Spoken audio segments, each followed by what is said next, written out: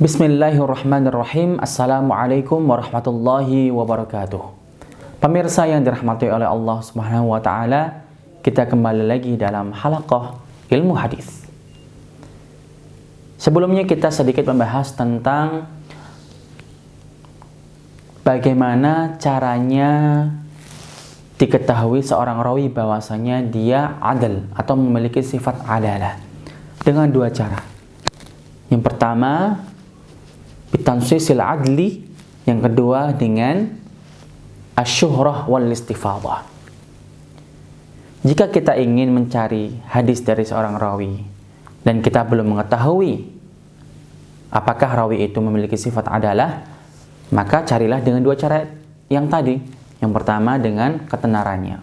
Kalau misalkan sudah tenar bahwasanya atau sudah masyhur bahwasanya dia itu adil, berarti cukup bagi kita. Contoh, saya datang ke Mesir, saya ingin mengambil hadis dari Syekh Ahmad contohnya. Dan Syekh Ahmad ini dia sudah masyhur bahwasanya beliau itu alim fil hadis. Beliau itu sudah memiliki sifat adalah dan boleh diambil hadisnya. Maka cukup bagi saya.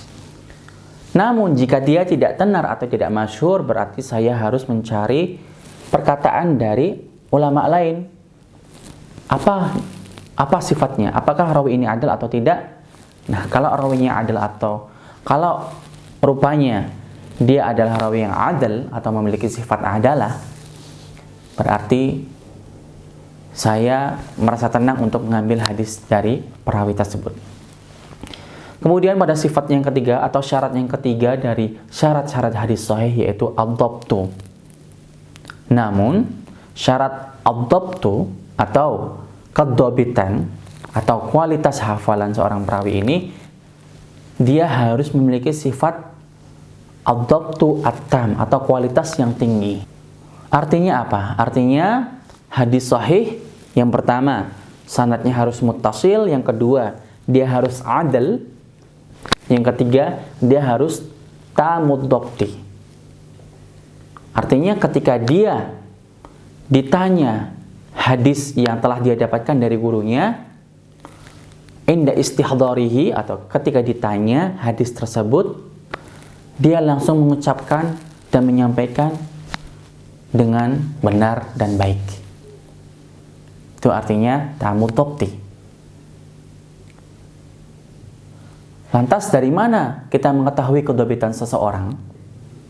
Dari mana kita ketika mau mengambil hadis dari seorang perawi, dari mana kita mengetahui kualitas hafalannya? Maka jawabannya yaitu dengan muqaranatu al-marwiyat indahu bi marwiyati al-ulama al-ajilla. Artinya apa? Artinya dengan membandingkan riwayat-riwayat yang dia miliki dengan riwayat-riwayat yang dimiliki oleh para ulama yang memiliki sifat adil dan memiliki sifat tamud dhabti, atau ulama-ulama yang kualitas hafalannya tinggi. Contoh, jika saya ingin mengetahui kualitas kedobitan dari seorang rawi fulan atau namanya Muhammad, maka ketika saya ingin mengetahui atau bagaimana cara kita mengetahui kualitas kedobitan dia, ambil riwayat-riwayat dari Syekh Muhammad ini. Contoh 20 hadis yang dia riwayatkan. Kemudian kita bandingkan dengan riwayat-riwayat ulama-ulama yang tinggi kualitas hafalannya. Contohnya sekelas Imam Malik rahimahullah ta'ala, Imam Bukhari, Imam Ahmad, Imam Daruqutni, Imam Asy-Syafi'i, Imam Muslim, Imam Abu Dawud, dan lain sebagainya. Kita ambil juga 20 hadis dari para imam ini. Kemudian kita bandingkan antara 20 hadis yang diriwayatkan oleh Syekh Muhammad yang belum diketahui kualitas kedobitannya tadi, kemudian kita bandingkan dengan riwayat ulama-ulama yang tamud dhabti. Kita bandingkan hadis yang sama, walaupun lafaznya berbeda tidak mengapa. Intinya maknanya harus sama.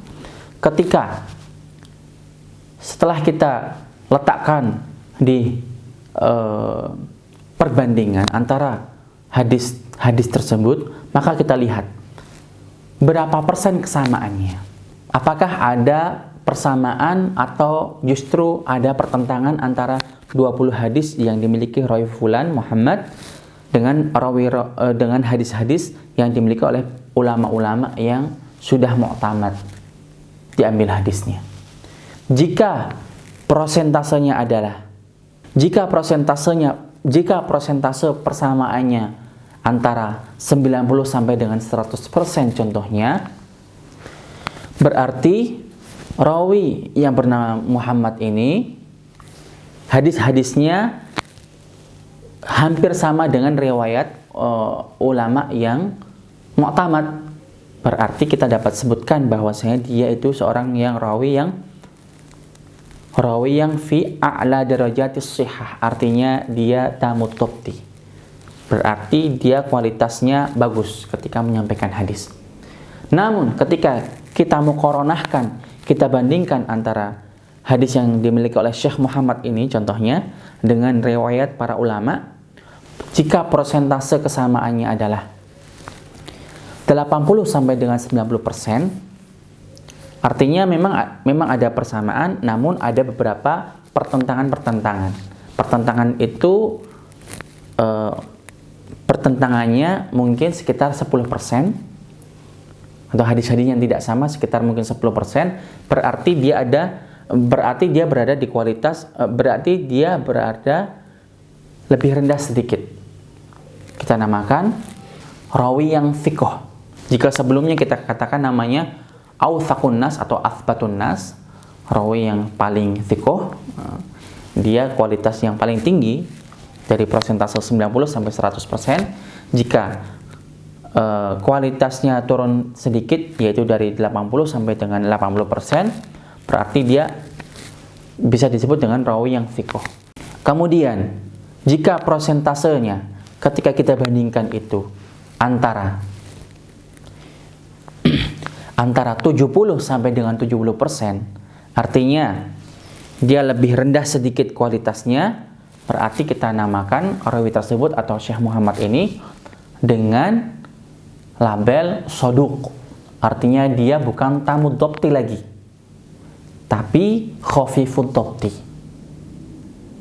Kenapa? Karena ketika dibandingkan antara 20 riwayatnya ini dengan 20 riwayat ulama-ulama yang mu'tamad, persentase kebenarannya hanya sampai 79%. Berarti ada 31% itu tidak sama atau bertentangan dengan pendapat-pendapat jumhur as-thiqat. Berarti rawi ini rawi yang soduk dan khafifud dhabti. Kemudian jika ternyata lebih rendah dari itu, persentase kesamaan ketika dibandingkan antara riwayat fulan atau Syekh Muhammad itu dengan riwayat ulama-ulama lain lebih rendah, misalkan 60 sampai dengan 60%, berarti kualitas dari rawi ini lebih rendah. Dan itu juga mempengaruhi dari kualitas rawi tersebut. Rawi tersebut berarti soduk iyahim atau soduk sayyul hifzi. Bagaimana hukum riwayatnya? Hukum riwayatnya ditolak dan dapat diterima jika ada penguat-penguat dari riwayat-riwayat yang lain. Itu adalah macam-macam persentase jika kita ingin mengetahui apakah rawi itu dapat dikatakan sebagai rawi yang tamud dhabti atau rawi yang khafifud dhabti atau rawi yang ghairu dhabit atau yang tidak dhabit sama sekali, dengan cara membandingkan riwayatnya dengan riwayat para ulama-ulama yang mu'tamad diambil periwayatannya. Demikian, terima kasih. Wassalamualaikum warahmatullahi wabarakatuh.